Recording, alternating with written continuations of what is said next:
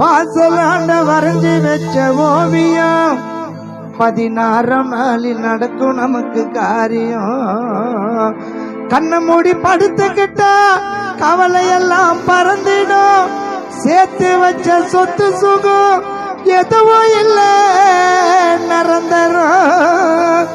கண்ணை மூடி படுத்துக்கிட்டா கவலையெல்லாம் பறந்துடும். சேர்த்து வச்ச சொத்து சுகம் எதுவும் இல்லை நிரந்தரம்.